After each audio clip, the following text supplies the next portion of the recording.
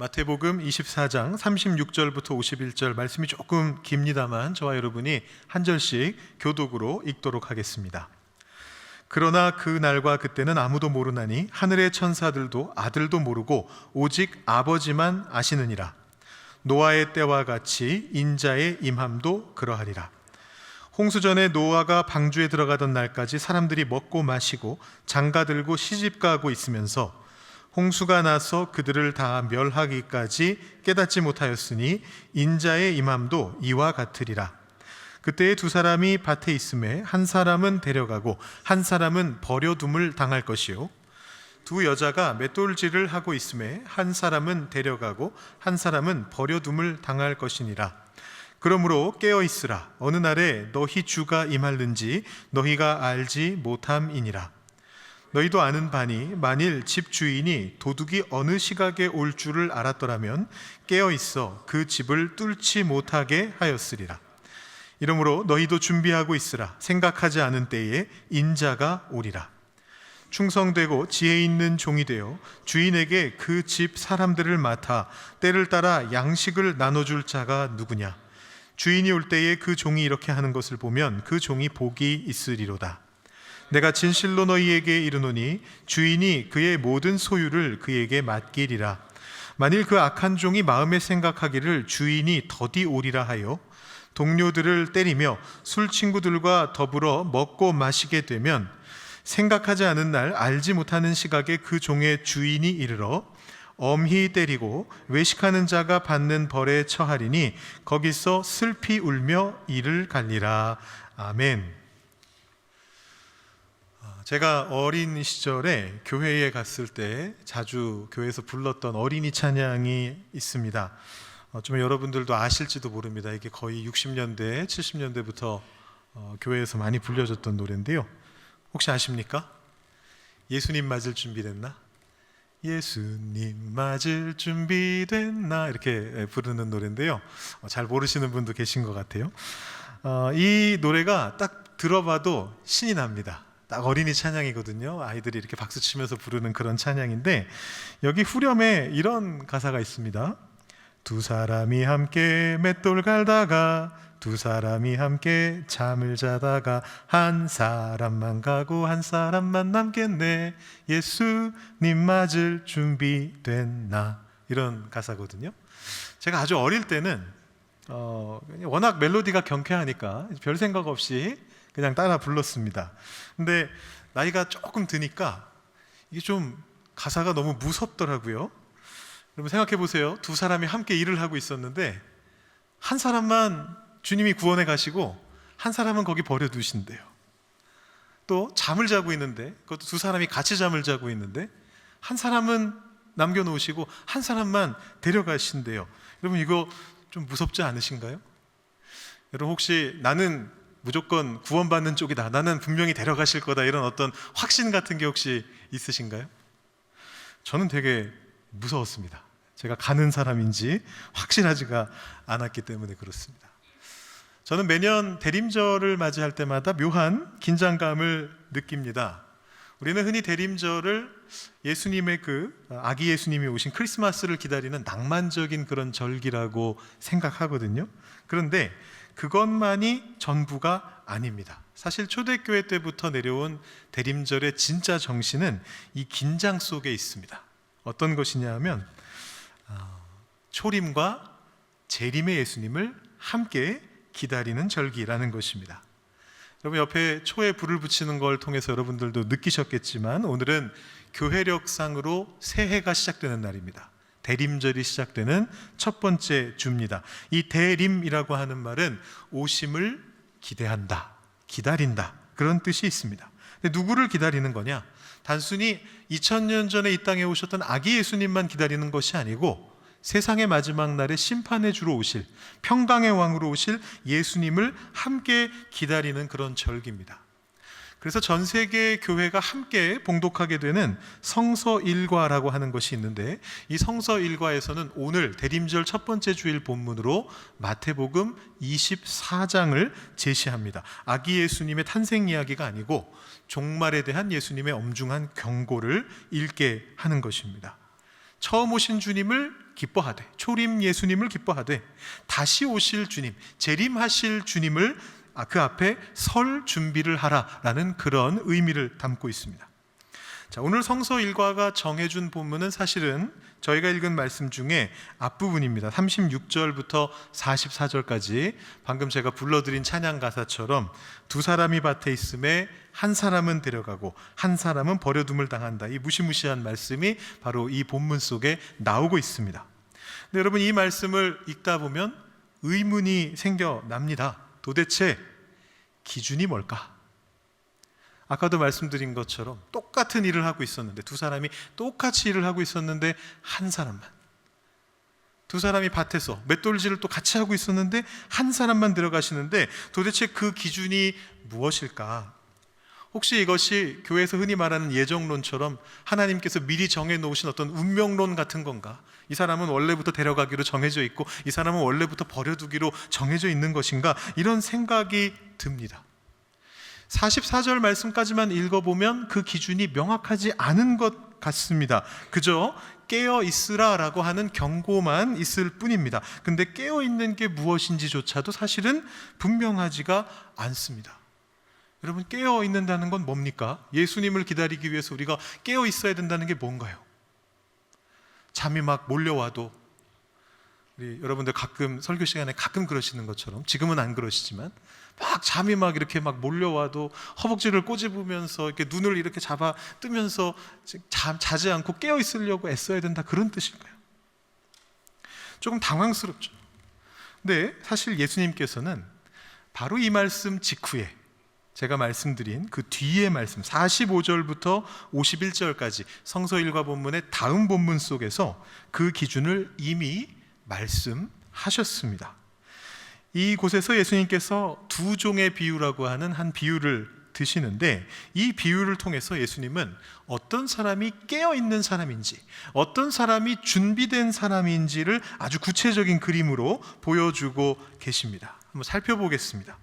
그럼 이 이야기 속에 두 명의 종이 나오는데 그 중에 두 번째 종을 먼저 한번 살펴보겠습니다. 48절, 49절 말씀에 보면 이런 말씀이 나옵니다. 만일 그 악한 종이 마음에 생각하기를 주인이 더디 오리라 하여 동료들을 때리며 술 친구들과 더불어 먹고 마시게 되면, 이렇게 되어 있습니다. 자, 예수님께서 붙여주신 타이틀이 악한 종입니다. 이 종은 악한 종이다, 그렇게 설명하셨어요. 어떤 악을 행했습니까? 여기 보면 두 가지 죄가 나와 있습니다. 하나는, 맞습니다, 우리 집사님 하신 것처럼 동료들을 때리고 그 다음에 술 친구들과 먹고 마셨다, 이렇게 되어 있습니다. 혹시 조금 뜨끔하시는 분은 없으시죠? 주변에 이렇게 때리시거나 이렇게 술 친구들과 먹고 마시는 거 좋아하시는 분들이 있으신가요? 자, 이게 왜 죄인가요? 지금 이 사람은 종이거든요. 주인의 재산을 맡아 지키고 있는 청지기입니다. 그런데 주인이 빨리 안 올 것이다 라고 생각을 하고 내 마음대로 행동을 하고 있습니다. 그래서 주인의 소유인, 주인이 맡겨주신 동료들을 마치 내 소유인 것처럼 생각하면서 거기에다가 폭력을 행사합니다. 주인이 자신에게 준 권리를 남용한 거죠. 먹고 마시는 게 왜 문제냐? 먹고 마시는 건 문제가 아니죠. 그런데 그 말의 뜻은 주인의 재산을 주인의 뜻대로가 아니라 자신의 이익을 위해서 사용했다라는 그런 뜻입니다. 그래서 남의 재산을 탕진하는 삶을 살아갔기 때문에 이 종은 악한 종이다라고 그렇게 평가가 되고 있습니다. 자, 설명을 들어보니까 잘못한 게 맞는 것 같습니다. 우리가 생각해도 확실히 악한 종이 맞습니다. 자, 그런데 문제가 생깁니다. 이 악한 종이 어떤 처벌을 받게 되는가, 어떤 심판을 받는가를 보시면 50절과 51절에 이렇게 나와 있습니다. 생각하지 않은 날, 알지 못하는 시각에 그 종의 주인이 이르러 엄히 때리고 외식하는 자가 받는 벌에 처하리니 거기서 슬피 울며 이를 갈리라, 이렇게 되어 있습니다. 외식하는 자가 받는 벌에 처하리라, 이렇게 되어 있습니다. 자, 그러니까 예수님께서는 이 악한 종을 외식하는 자라고 그렇게 규정하신 거예요. 여러분, 외식이 죄인가요? 우리가 집 밖에 나가서 밥을 먹으면 죄가 되나요? 농담입니다. 여기서 말하는 외식이라고 하는 건 뭔가요? 더 우리가 많이 쓰는 쉬운 말로는 위선이라는 말이죠. 영어로는 히포크라시라고 하는 건데, 이게 뭐냐 하면 그런 척 하는 것입니다. 실제로는 안 그런데 착한 척 하는 것, 좀 성실한 척 하는 것, 속은 그렇지 않지만 겉만 번지르르하게 꾸미는 것, 이것이 외식이고 이 위선이라고 하는 것이에요. 그런데 지금 예수님께서는 이 악한 종이 외식하는 자다, 위선자다, 그렇게 말을 하고 있습니다. 바리새인들이 사실 그런 비판을 받았거든요. 외식하는 자들아, 이렇게 비판을 예수님께 받았는데, 이 바리새인들이 바로 남들이 보는 곳에서는 거룩한 모습으로 막 손 벌리고 하나님 앞에 기도하면서 나는 거룩합니다, 나는 경건합니다, 이렇게 얘기하는데 그 속에는 탐욕이 가득한 모습을 갖고 있었기 때문에 예수님께 비판을 받았었죠. 자, 그런데 여러분, 여기서 이상한 것을 못 느끼시겠습니까? 다시 한번 돌아보겠습니다. 이 악한 종이 저지른 죄가 뭔가요? 49절에 보면 동료들을 때렸다, 술 친구들과 먹고 마셨다, 이렇게 되어 있습니다. 여러분, 이게 위선인가요? 이게 외식하는 자가 받을 벌을 받는 그런 벌인가요? 그런 죄인가요? 이건 빈말로도 착한 척이라고 말하지 못하는 그런 상황이거든요. 여러분 한번 생각해 보세요. 주변에 어떤 사람이 막 술 취해가지고 주변 사람들한테 주먹질을 막 하는 그런 사람이 있어요. 여러분, 그런 사람을 보시면서 아유, 저 사람 착하네, 이렇게 말할 사람 아무도 없잖아요.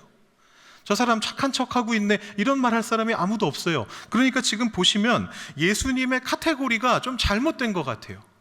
이 종이 한 짓은 폭행이고 좀 잘못된 짓을 했는데 거기에 대해서 위선자다, 이렇게 평을 하고 있기 때문입니다. 그럼 폭행을 했으면 폭행죄를 적용해야지 왜 거기에 사기죄를 적용하냐, 이 말씀이에요. 참고로 여러분, 폭행죄보다 사기죄가 훨씬 큰 죄입니다. 우리 조국인 대한민국에서는 폭행죄는 2년 이하의 징역, 그런데 사기죄는 10년 이하의 징역, 금액이 커지면 무기징역까지도 갈 수 있는 큰 범죄입니다. 그러면 폭행죄를 저지른 사람한테 사기죄를 적용하면 너무 과한 벌을 주는 게 되는 거잖아요.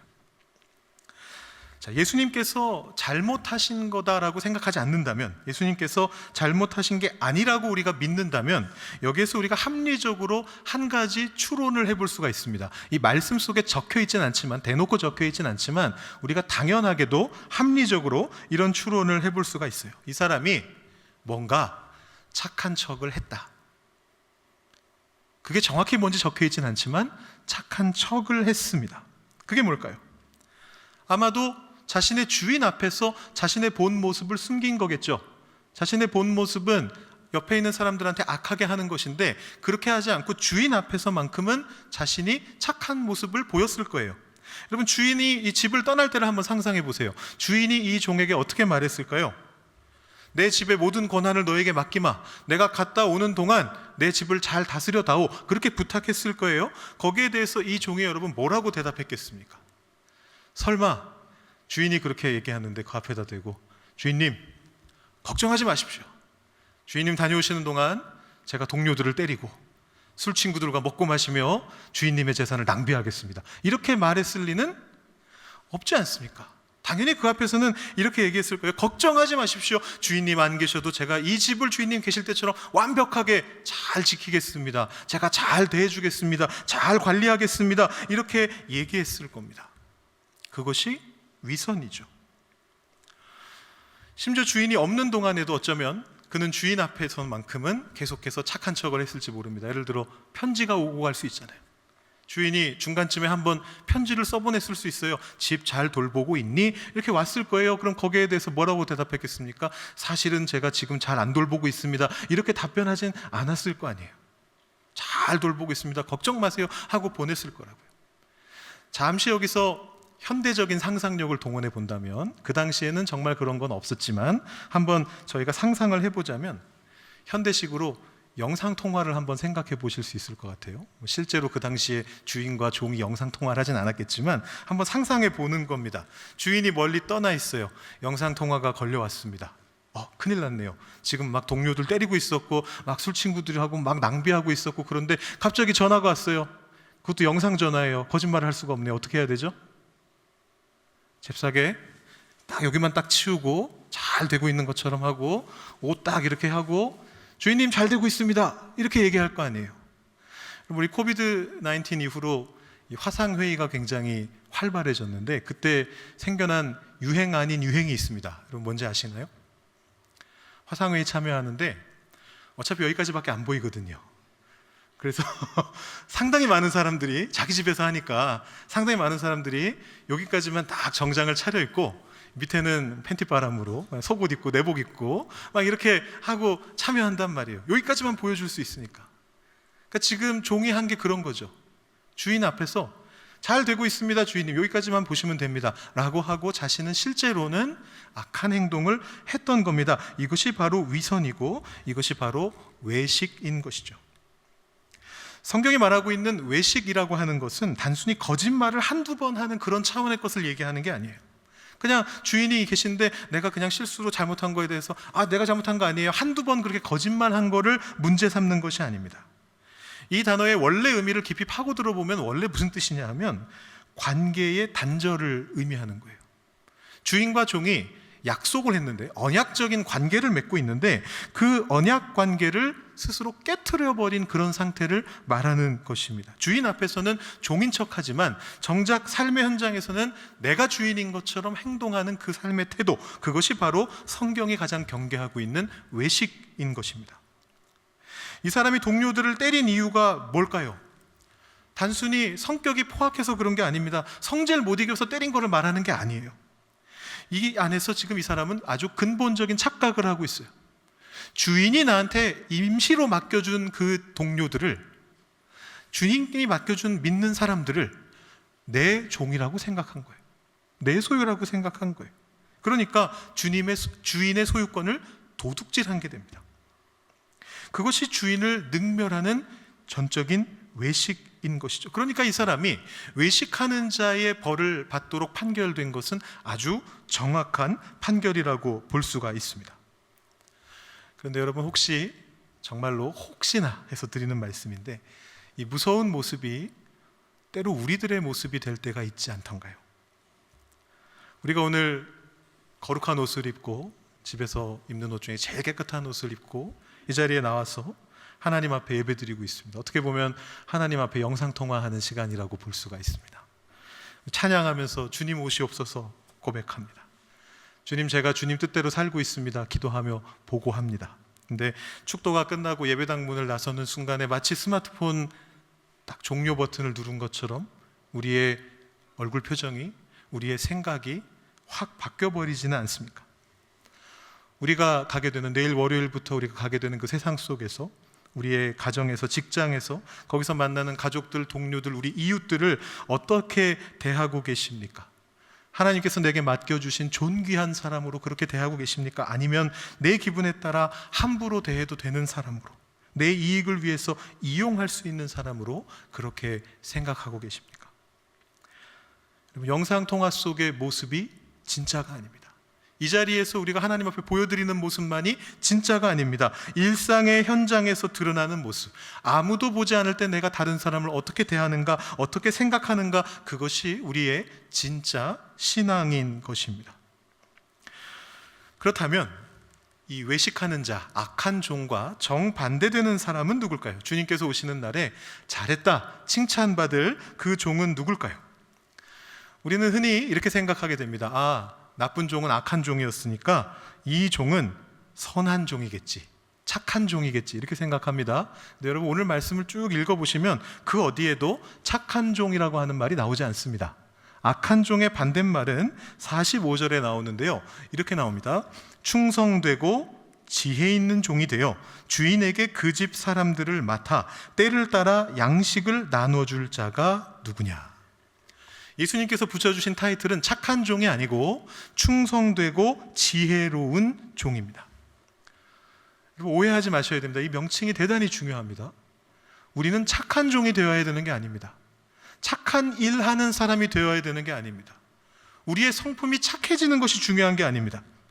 예수님께서 원하시는 것은 무엇이냐 하면 주인의 뜻에 합하게 충성할 수 있는가, 주인의 마음에 충성됨을 가지고 있는가, 그리고 그 충성됨을, 그 마음을 주변 사람들에게 지혜롭게 펼쳐 보일 수 있는 그 지혜를 가지고 있는가, 그것이 핵심인 것입니다. 악한 종에게는 그 두 가지가 없었어요. 주인을 무시했기 때문에 그 마음속에 충성도 없었고요, 그것을 주변 사람들에게 보여줄 만한 지혜도 당연히 없었습니다. 그런데 반대로 이 충성되고 지혜 있는 종은 무엇을 했습니까? 혹시 이 종이 하나님 앞에 나와서 무릎 꿇고 기도만 했을까요? 예배 열심히 드리는 종이었을까요? 주인이 돌아왔을 때 이 종은 기도원에서 금식하고 있지 않았습니다. 성경 필사를 하고 있지도 않았습니다. 열광적으로 찬양하고 있지도 않았습니다. 그가 칭찬받은 이유는 딱 한 가지입니다. 주인에게 맡겨진 집 사람들에게 때를 따라 양식을 나눠 주었다라는 것입니다. 여기서 우리가 주목해야 되는 두 가지 단어가 있습니다. 양식과 때를 따라라는 표현입니다.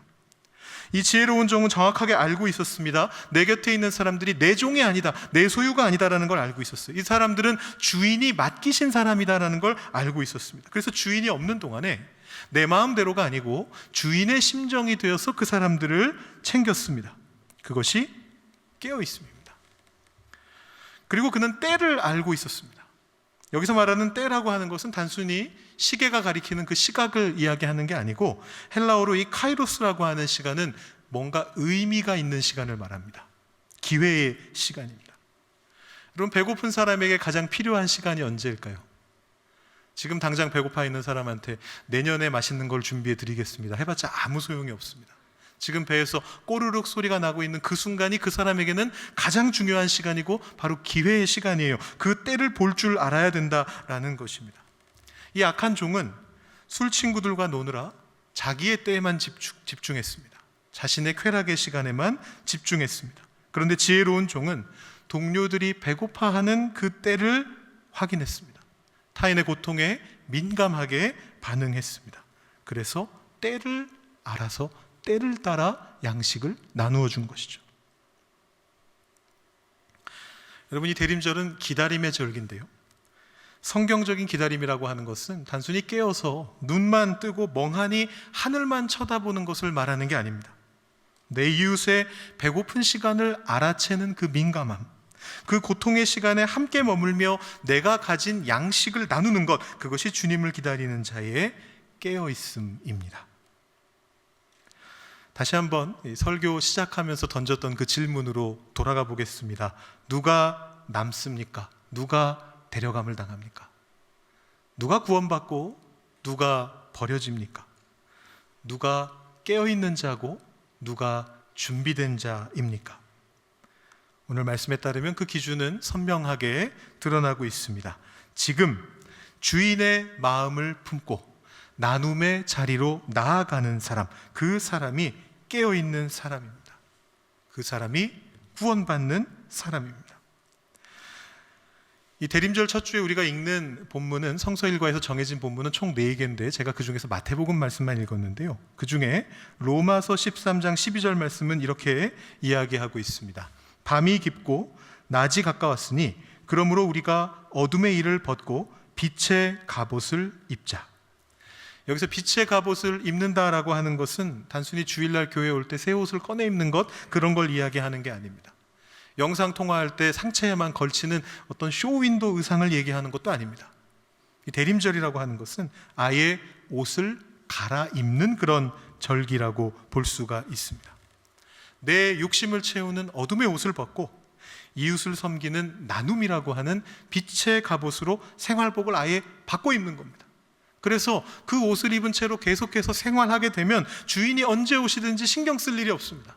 주인이 밤에 오든 새벽에 오든 낮에 오든 괜찮습니다. 어차피 나는 그 빛의 갑옷을 입고 있거든요. 나는 주님의 뜻을 따라 살아가고 있거든요. 그러면 아무 문제가 없습니다. 그렇다면 이 대림절 기간에 우리가 나눠야 될 양식이 구체적으로 어떤 걸까요? 어떤 분들에게는 쌀 한 포대, 따뜻한 밥 한 끼와 같은 물질의 양식이 중요할 수 있습니다. 우리가 그런 것들을 나눌 수 있습니다. 그런데 또 어떤 분들에게는 그런 건 그닥 중요하지 않고 따뜻한 말 한마디, 진심 어린 격려, 이런 어떤 정서의 양식이 더 필요할 수도 있습니다. 우리가 민감하게 그것을 볼 줄 알아야 됩니다. 그리고 사실 현대인들에게 가장 절실하면서도 나누기 힘든 양식이 있는데요, 그게 바로 시간의 양식입니다. 내가 돈으로 누구한테 그냥 밥 한 끼 사주는 거는 할 수 있겠는데 내 시간을 뺏기는 건 싫다라는 게 사실은 현대인들이 가지는 솔직한 심정이거든요. 바쁘니까요. 나 살기에도 팍팍하니까 그렇습니다. 그런데 누군가의 하소연을 그저 묵묵히 들어주는 그 몇십 분, 외로워하는 이웃을 위해서 나의 바쁜 스케줄을 떼어내는 그 희생, 그것이 어쩌면 우리가 나눠줄 수 있는 중요한 시간의 양식이고 가장 고귀한 영적 양식이 될 수 있습니다. 사실 생각해 보면 예수님께서 먼저 그렇게 하셨습니다. 우리가 대림절 예수님의 오심을 다시 한번 생각하고 있는데 예수님께서 어떻게 우리에게 오셨습니까? 저 높은 하늘 보좌 위에서 우리들한테 사랑한다 이렇게 영상 메시지 하나 보내고 끝내지 않으셨어요. 예수님께서는 시간의 제약을 가지고 공간의 제약을 가지고 연약한 인간의 몸을 입고 다시 이 땅으로 오셔서 직접 우리 곁으로 오셨습니다. 그분의 생명과 시간을 통째로 내어주신 겁니다. 그것이 바로 성육신입니다. 이 성육신은 하나님의 가장 위대한 나눔의 모습입니다. 그렇기 때문에 우리가 나눔을 실천하게 되면 우리는 예수님을 본받는 사람이 됩니다. 우리가 작은 예수가 되는 것입니다. 내 시간을 쪼개서, 나의 물질을 쪼개서, 내가 가진 어떤 도움을 줄 수 있는 모든 것을 가지고 내 주변에 있는 사람들에게로 나아갈 때, 그 사람들의 곁을 지켜줄 때 우리는 사실은 아기 예수님을 가장 잘 기다리는 대림절을 보낼 수 있게 되는 것입니다. 여러분, 종말은 두려운 공포 영화가 아닙니다. 잘 살고 있다가 내 이웃만 하나님께 불려가고 나는 여기 남게 되고 그러는 게 아닙니다. 종말은 내가 지금 살아가고 있는 이 오늘을 하나님의 시간으로서 살아내는 아주 엄숙한 축제입니다. 우리는 알 수 없는 미래의 시간을 계산하기 위해서 현재를 낭비하지 않습니다. 대신 오늘 나에게 주어진 시간, 나에게 허락된 이 하루라고 하는 시간 속에서 충성되고 지혜 있는 종이 되는 것을 선택하는 것, 그것이 우리가 나아가야 되는 길입니다. 여러분, 혹시라도 외식하는 모습이 조금 있으셨다면 그 외식하는 자의 길을 버리십시오. 예배당 안에서의 모습과 밖에서의 모습이 혹시 다르다면 오늘 그 위선의 가면을 벗어 버리십시오. 그리고 나눔의 자리로 나아가십시오. 주님이 더디어 오리라 생각하면서 나만을 위해서 쌓아두는 삶에서 벗어나서 주님께서 바로 언제 오시든지 간에 나는 그 주님을 맞이할 준비가 되었다라고 생각하면서 내 손에 쥐어져 있는 그 양식을 이웃을 향해 흘려보낼 수 있는 여러분이 되시면 좋겠습니다. 만약에 주님께서 오늘 밤이라도 여러분을 찾아오신다면, 여러분의 집을 찾아오신다면 주님께서 과연 무엇을 보실까요? 여러분 집에 아름답게 장식된 장식을 보실까요? 여러분 창고에 쌓아놓은 금은 보화를 보실까요? 예수님께서는 여러분이 나누어주고 비어있는 밥그릇을 보실 겁니다. 그리고 말씀하실 겁니다. 잘했다, 충성되고 지혜 있는 종아, 네가 나의 형제들을 먹였으니 곧 나를 먹인 것이다. 이 복된 칭찬의 주인공이 되시는 우리 모두가 될 수 있기를 주님의 이름으로 축원드립니다.